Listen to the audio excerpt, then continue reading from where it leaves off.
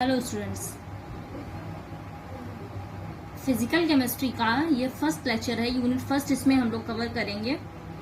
दो लेक्चर हो चुके हैं, एक इनऑर्गेनिक केमिस्ट्री का, एक ऑर्गेनिक केमिस्ट्री का। ये फिजिकल केमिस्ट्री में यूनिट फर्स्ट, जिसमें चैप्टर का नेम है थर्मोडायनेमिक्स फर्स्ट।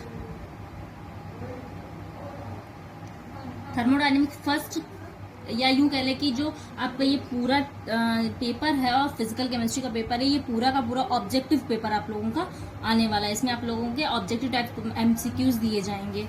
तो इसमें हम लोग थर्मोडायनेमिक्स फर्स्ट में क्या क्या क्या पढ़ने वाले हैं हम लोग थर्मोडायनेमिक्स में। इसमें हम लोग थर्मोडायनेमिक्स के बारे में पढ़ेंगे। इसके मैंने कुछ पॉइंट्स दे रखे हैं इसमें। वो जो पॉइंट्स होंगे उनसे अलग जो मैं कुछ बोलूंगी तो वो आप लोग चाहें तो नोट डाउन कर सकते हैं अपने कॉपी में। ब्रीफ इंट्रोडक्शन, जो चैप्टर का ब्रीफ इंट्रोडक्शन है, देखिए इसमें क्या है कि थर्मोडायनेमिक्स है क्या। अगर बात करें थर्मोडायनेमिक्स या ऊष्मागतिकी बोलते हैं, ऊष्मागतिकी फर्स्ट और आपके इसमें ऊष्मागतिकी सेकंड दोनों ही है। तो ऊष्मागतिकी फर्स्ट सेकंड तो हम लोग कवर कर चुके हैं पहले अपनी ऑफलाइन क्लासेस में। ऊष्मागतिकी फर्स्ट हम लोग आज देख रहे हैं। तो ऊष्मागतिकी क्या होती है अगर बात करें तो देखिए, विभिन्न प्रकार की ऊर्जाओं के संबंध के मात्रात्मक अध्ययन को ही ऊष्मागतिकी कहते हैं। जैसे कोई भी ऊर्जा होती है वो कई तरह से हो सकती है। प्रकृति में कई अभिक्रियाएं होती हैं और प्रत्येक अभिक्रियाओं में ऊर्जा का परिवर्तन होता है। वो परिवर्तन जो ऊर्जा होती है वो कई तरह से अलग अलग तरीके से अलग अलग जगह पे स्टोर हो जाती है। वो जो ऊर्जा का परिवर्तन या पहली ऊर्जा से दूसरी ऊर्जा में क्या संबंध है, उसका अध्ययन, जो मात्रात्मक अध्ययन जो किया जाता है, उसको ही हम थर्मोडायनेमिक्स या ऊष्मागतिकी कहते हैं। अब ऊष्मागतिकी की कुछ सीमाएं भी होती हैं। क्या सीमाएं होती हैं? जो ऊष्मागतिकी होती है वो कभी भी किसी भी एक परमाणु के लिए या किसी व्यक्तिगत के लिए लागू नहीं होती, ये पूरे प्रक्रम के लिए लागू होती है। इसके बाद नेक्स्ट वर्ड आता है आपका तंत्र या सिस्टम, जिसको बोलते हैं हम लोग। तो अगर हम लोग ऊष्मागतिकी का हम शाब्दिक अर्थ की बात करें तो ये एक ग्रीक वर्ड से लिया गया है। इसको इंग्लिश में बोलते हैं थर्मोडायनेमिक्स। तो थर्मोस का अर्थ होता है हीट और डायनेमिक्स का अर्थ होता है फ्लो, यानी फ्लो ऑफ हीट। इसको हम क्या बोलते हैं? थर्मोडायनेमिक्स या ऊष्मागतिकी। हम बात कर रहे थे तंत्र की। तंत्र यानी सिस्टम। क्या होता है सिस्टम या तंत्र? कोई भी द्रव्य होगा, द्रव्य की निश्चित मात्रा जो शेष विश्व में एक सीमित समतल से पृथक हो, तंत्र कहलाती है। तंत्र में एक या एक से अधिक पदार्थ हो सकते हैं। इसके बाद नेक्स्ट आता है आपका वातावरण। वातावरण क्या होता है? वातावरण होता है तंत्र के आसपास, दूर एवं पास में जो वातावरण होता है, अर्थात तंत्र को छोड़कर जो बचा हुआ संपूर्ण विश्व जो तंत्र के साथ ऊर्जा संयंत्र या दोनों का आदान प्रदान कर सकता है, उस तंत्र का वातावरण कहलाता है। साधारणतः जो वातावरण का अर्थ है वायु या जल ऊष्मक, जिसमें कोई तंत्र रखा हुआ हो, उससे होता है। अच्छा, तंत्र के जो प्रकार होते हैं, 2 टाइप्स ऑफ सिस्टम होते हैं। तंत्र के प्रकार क्या होते हैं? विलगित तंत्र होता है जिसको हम बोलते हैं आइसोलेटेड सिस्टम। बंद तंत्र होता है जिसको हम बोलते हैं क्लोज्ड सिस्टम। और एक होता है खुला तंत्र जिसको हम बोलते हैं ओपन सिस्टम। विलगित तंत्र या आइसोलेटेड तंत्र क्या होता है? ऐसा सिस्टम, ऐसा तंत्र जो अपने वातावरण से ऊष्मा और द्रव्य दोनों का एक्सचेंज कर सके, दोनों का विनिमय ना कर सके, ऐसा तंत्र विलगित तंत्र कहलाता है। जो अपने वातावरण से ना तो ऊष्मा ना तो द्रव्य किसी का भी एक्सचेंज ना कर सके, वो होता है आइसोलेटेड सिस्टम। बंद तंत्र क्या कहलाता है? ऐसा तंत्र जो वातावरण से ऊर्जा का विनिमय कर सके परंतु द्रव्य का विनिमय ना कर सके, वो क्या कहलाता है? बंद तंत्र। और खुला तंत्र क्या कहलाता है? जिसे हम ओपन सिस्टम बोलते हैं। ऐसा सिस्टम होता है जिसमें तंत्र तथा वातावरण के मध्य ऊर्जा तथा द्रव्य दोनों का विनिमय हो सके, खुला तंत्र कहलाता है या ओपन सिस्टम कहलाता है। अगर हम कोई भी जैसे गर्म पानी है उसको हम किसी बाउल में ले लें, किसी कटोरे में ले लें या किसी भी खुले पात्र में ले लें, तो जो सिस्टम बनेगा वो कैसा सिस्टम बनेगा? ओपन सिस्टम बनेगा। इसके बाद 2 प्रॉपर्टीज आती हैं। एक होती है इंटेंसिव प्रॉपर्टीज, एक होती है एक्सटेंसिव प्रॉपर्टीज। इंटेंसिव और एक्सटेंसिव प्रॉपर्टीज क्या होती हैं? एक्सटेंसिव प्रॉपर्टीज और इंटेंसिव प्रॉपर्टीज, इनको हम हिंदी में बोलते हैं विस्तीर्ण गुण एक्सटेंसिव प्रॉपर्टीज को, और इंटेंसिव प्रॉपर्टीज को हम बोलते हैं गहन गुण। हम बात करते हैं विस्तीर्ण गुण की या एक्सटेंसिव प्रॉपर्टी की। एक्सटेंसिव प्रॉपर्टी क्या होती है? कोई भी सिस्टम का विस्तीर्ण गुण या एक्सटेंसिव प्रॉपर्टी वो प्रॉपर्टीज होती है जो तंत्र में उपस्थित पदार्थ या पदार्थों की मात्रा पर निर्भर करती है, अमाउंट ऑफ सब्सटेंसेस पर निर्भर करती है। ठीक है, जैसे संहति बोलते हैं द्रव्यमान या मास को, वॉल्यूम, एनर्जी, ये सब क्या है? आपकी एक्सटेंसिव प्रॉपर्टीज हैं। इसके पॉजिटिव इंटेंसिव प्रॉपर्टीज क्या होती है? इंटेंसिव प्रॉपर्टीज होती है जो सिस्टम है उसमें उपस्थित पदार्थ की मात्रा पर निर्भर ना करे, वो क्या आ जाएगा? Intensive properties. जैसे टेम्परेचर, वो पदार्थ कितना भी हो, ज्यादा हो कम हो, वो टेम्परेचर पर निर्भर नहीं करेगा। अगर आप कोई भी सब्सटेंस है उसको आप 180 डिग्री सेल्सियस पे डाल रहे हैं तो वो 180 डिग्री सेल्सियस पे होगा, चाहे वो आपका जो पदार्थ होगा वो 1 किलो हो या 1 ग्राम हो। ठीक है, नेक्स्ट श्यानता, विशिष्ट ऊष्मा, ये सारी चीजें क्या है? ये हमारी इंटेंसिव प्रॉपर्टी के अंतर्गत आती हैं। इसके बाद ये थर्मोडायनेमिक सिस्टम की डेफिनेशन लिखी हुई है आपकी, इसको आप स्क्रीनशॉट कर सकते हैं।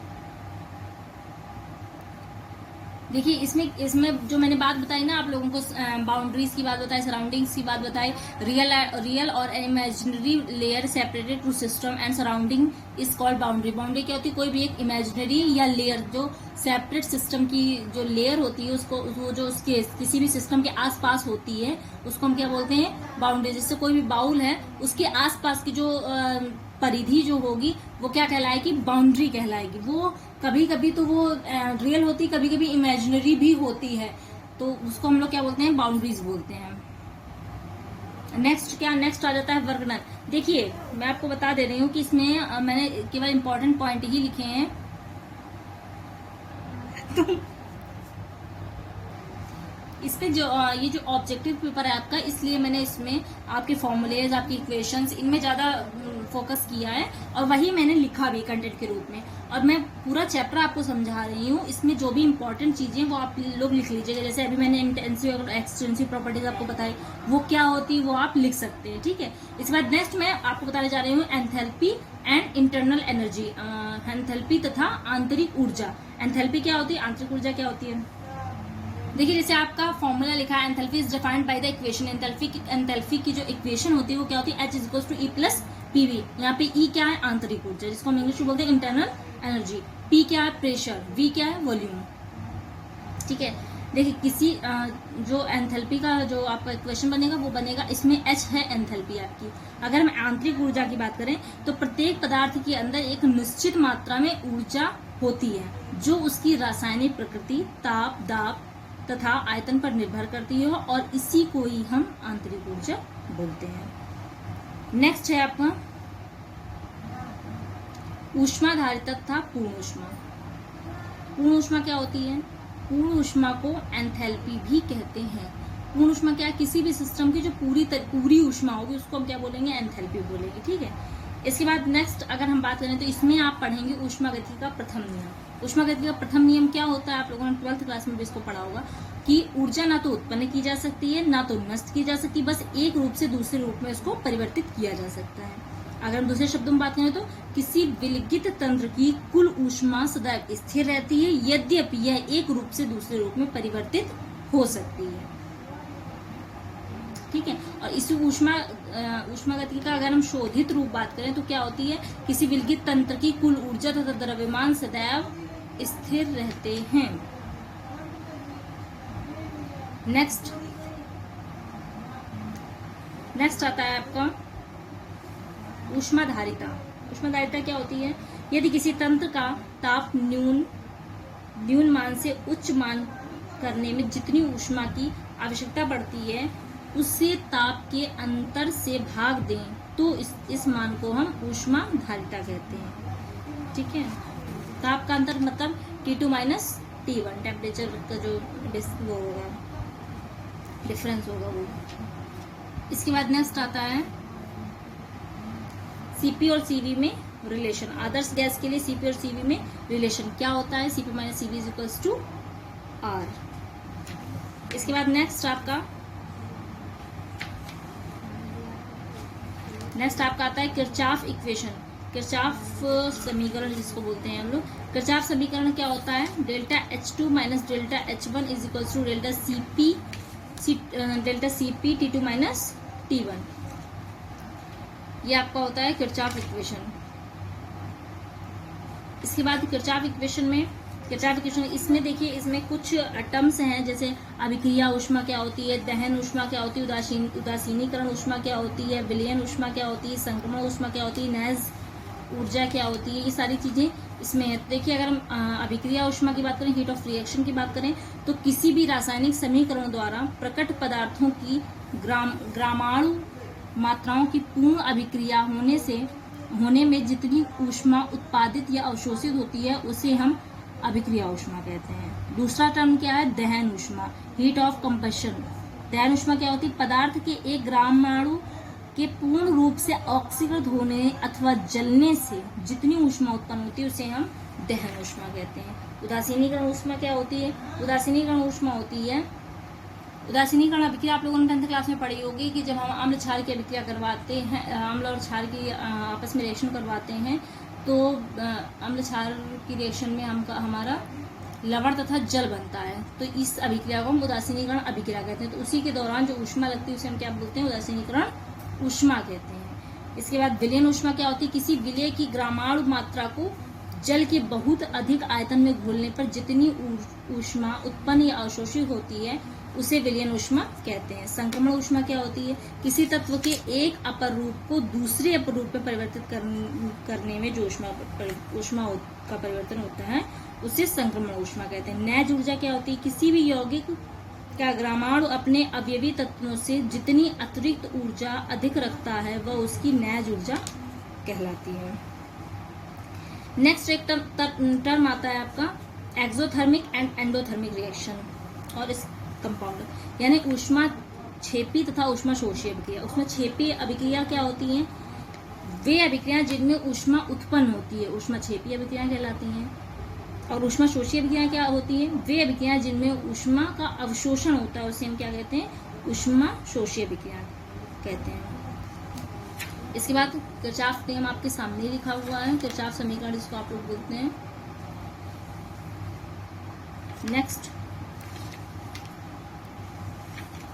नेक्स्ट एक इम्पॉर्टेंट चीज है हेस का नियम। ये हेस का नियम आप लोग नोट डाउन कर लीजिए जरा।